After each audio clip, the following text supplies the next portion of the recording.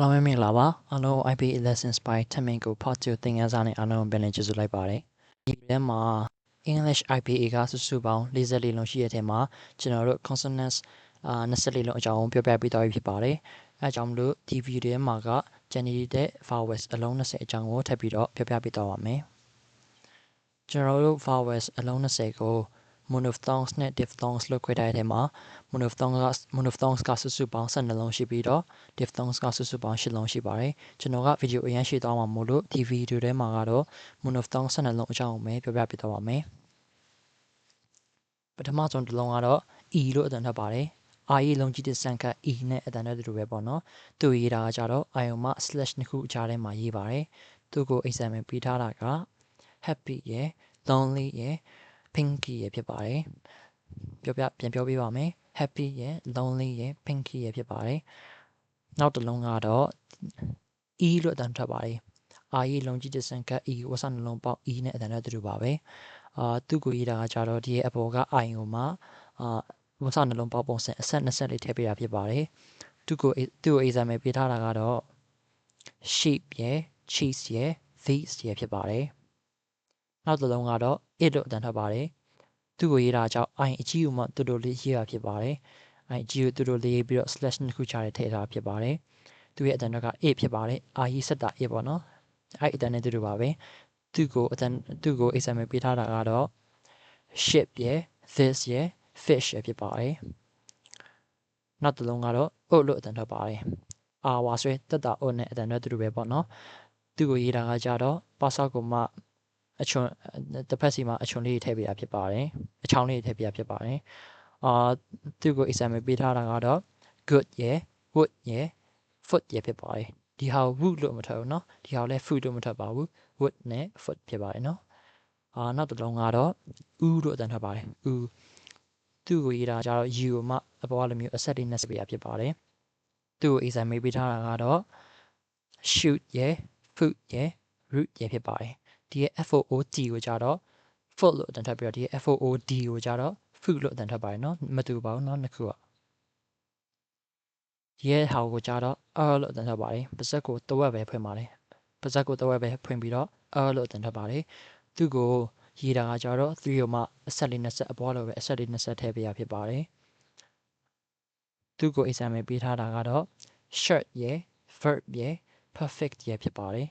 ပြန်ပြောပြပါမယ် shirt ရယ် verb ရယ် perfect ရယ်ဖြစ်ပါတယ်ဒီဟောက်ကြောင့် verb ဆိုပြီးတော့ပါးစပ်ကိုအကျိဖွင့်ပြီးတော့မထွက်ဘူးเนาะ verb ဆိုပြီးတော့ပါးစပ်ကိုတဝက်ပဲဖွင့်ပြီးတော့ထွက်ပါတယ်เนาะနောက်တစ်လုံးကကြောင့်ပါးစပ်ကိုအကျိဖွင့်ပြီးတော့ ဆိုပြီးတော့တင်ထွက်ပါတယ်သူကိုရေးတာကကြတော့ a ကိုမှအပေါ်ကမျိုးအဆက်လေး20ထည့်ပေးတာဖြစ်ပါတယ်သူရဲ့အတန်ကတော့ ဖြစ်ပါတယ်သူကို example ပေးထားတာကတော့ car ရယ် far ရယ် bar ရယ်ဖြစ်ပါတယ်နောက်တစ်လုံးကတော့ add လို့ထွက်ပါတယ်သူကိုပါးစပ်ကိုချင်းချင်းလေးပဲဖိတ်ပြီးတော့ add လို့အတန်ထွက်ပါတယ်သူကိုရေးတာကကြတော့ e ကိုမှ slash လေးနှစ်ခုကြားထဲမှာထည့်ပြီးတော့ရေးတာဖြစ်ပါတယ်သူကို example ပေးထားတာကတော့ bed ရယ် energy ရယ် any ရယ်ဖြစ်ပါတယ်သူကို e ပါတဲ့စလုံးတွေထဲမှာဒီရဲ့အတန်ကိုတွေ့ရပေမဲ့ e ပါတဲ့စလုံးတော်တော်များများမှာတွေ့ရပေမဲ့ဒီလိုမျိုးချွင်းချက်အနေနဲ့ဒီလိုမျိုး any ကိုလည်းဒီရဲ့စလုံးလေးနဲ့ပဲပေါင်းပါတယ်နော်နောက်တစ်လုံးကတော့ add လို့ပါးစပ်ကိုအခြေဖွင့်ပြီးတော့ထွက်ပါတယ် add ဆိုပြီးတော့ပါးစပ်ကိုအခြေဖွင့်ပြီးတော့ထွက်ပါတယ်သူကိုရေးတာကကြတော့ e ကိုမှအဆုံးထိမဆွဲချခင် e လေးနဲ့ဆက်ပေးလိုက်တာဖြစ်ပါတယ် e နဲ့ e ကိုပေါင်းထားပါတော့သူကိုပါးစပ်အခြေဖွင့်ပြီးတော့ထွက်တယ်နော်သူကို example ပေးထားတာကတော့ bed ရယ် cat ရယ် bat ရယ်ဖြစ်ပါတယ်နောက်တစ်လုံးကတော့ l လို့တင်ထားပါတယ်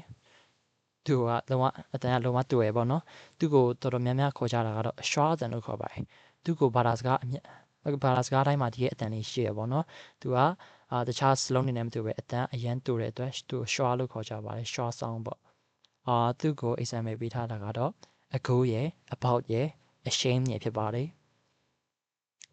နောက်တစ်လုံးကတော့ add လို့ထွက်ပါတယ်ဒီအပေါ် add နဲ့ဒီအပေါ်ဒီအောက်က add နဲ့နည်းနည်းစင်ပေမဲ့ဒီရဲ့ဟာကိုဒီရဲ့အောက်က add ကိုထွက်ရင်ကြာနည်းနည်းပါးစပ်ကိုပို့ပြီးတော့ဖွင့်နေနော်ဒီဟာကိုကြတော့ပါးစပ်ကိုချင်းချင်းလေးပဲဖွင့်ပါတယ်ဒီဟာကြောင့်ပါးစပ်ကိုပို့ပြီးတော့ကြည်ကြဲဖွင့်ပါတယ်သူကို example ပေးထားတာကတော့ app ရယ် shed ရယ် company ရယ်ဖြစ်ပါတယ် နောက်တစ်လုံးကတော့ all လို့အတန်ထွက်ပါတယ်တဝေထုတ် i ချ all နဲ့အတန်ထွက်တူပါပဲသူ့ကိုရေးတာကကြတော့တစ်ကိုမှဒီလိုမျိုးအဆက်20လေးပဲထည့်ပေးလိုက်တာဖြစ်ပါတယ်သူ့ကို example ပေးထားတာကတော့ short ရယ် for ရယ် call ရယ်ဖြစ်ပါတယ်ပြန်ပြောပြပါမယ် short ရယ် for ရယ် call ရယ်ဖြစ်ပါတယ်နောက်တစ်လုံးကတော့ ought လို့အတန်ထွက်ပါတယ်3 to i ချ ought အောက်ကမြင် ought နဲ့အတန်ထွက်တူပါပဲသူ့ကိုရေးတာကကြတော့လိုမျိုးအကောက်လေးနဲ့ချောင်းလေးဆွဲပြီးတော့ white ပေးလိုက်တာဖြစ်ပါတယ်သူ့ကိုရေးတာက a ကိုမှ rotate လုပ်ထားနေတူပဲပေါ့နော် a ကိုဘယ်လိုပြောရမလဲ a ကို anti clockwise rotate လုပ်ထားနေတူပဲပေါ့နော်သူ့ကို example ပေးထားတာကတော့ spot ရယ် got ရယ် short ရယ်ဖြစ်ပါတယ်ဒါကတော့monophthong 12လုံးအကြောင်းဖြစ်ပါတယ်ဒါပေမဲ့73လုံးဖြစ်သွားပြီပေါ့နော်ဘာလို့လဲဆိုတော့ဒီရဲ့ e က